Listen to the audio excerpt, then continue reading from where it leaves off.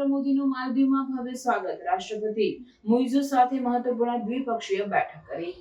વડાપ્રધાન નરેન્દ્ર મોદીની માલદીવની મુલાકાતને ભવ્ય સ્વાગત આપવામાં આવ્યું. આ સવારના સમયમાં માલદીવના રાષ્ટ્રપતિ મોટી મુઇઝુ અને તેમના મંત્રાલયના સભ્યો દ્વારા વંદનાત્મક સન્માન સાથે વડાપ્રધાનનું એરપોર્ટ પર સ્વાગત કરવામાં આવ્યું. રાષ્ટ્રપતિ તરફથી આ ખાસ શુભેચ્છા અને સન્માન એક વિશેષ સંકેત માનવામાં આવ્યું. વડાપ્રધાને સાંસ્કૃતિક કાર્યક્રમ દ્વારા પણ ગૌરવપૂર્વક આવકાર્યું અને ઘડિયાળ ગાર્ડ ઓવરો અને આભાર વિધિમાં સામેલ કરવામાં આવ્યા. બપોરે વડાપ્રધાન નરેન્દ્ર મોદીએ માલદીવના રાષ્ટ્રપતિ મુઇઝુ સાથે ઓછા સભ્યોની બેઠકો અને વધુ વ્યાપક પ્રતિનિધિ સ્તર પર વાતચીત કરી.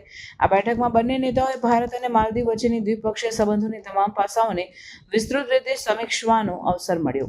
આ ચર્ચાઓમાં સલામતી, આર્થિક સહકાર, પર્યટન અને આંતરરાષ્ટ્રીય મુદ્દાઓ પર ઝડપથી આગવી સમજૂતી થઈ રહી છે, જેમાં વિદેશ સચિવ વિક્રમ મિસ્ત્રી પણ હાજર રહ્યા.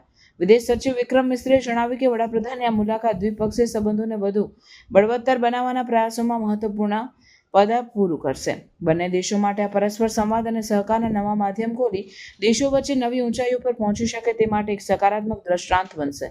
આગળ વધતા બે દેશોની વચ્ચે વિવિધ ક્ષેત્રો જઈને વધુ સહયોગની શક્યતાઓ અને યોજનાઓ ચર્ચાઈ રહી છે. Administration of President Muiz.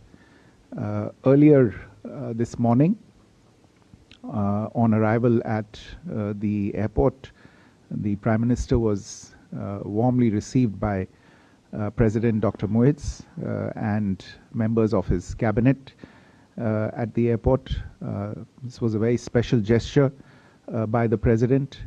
The Prime Minister was also accorded a ceremonial guard of honor and welcomed with a special cultural performance. In the afternoon today, the Prime Minister and President Dr. Muiz held restricted and delegation level talks.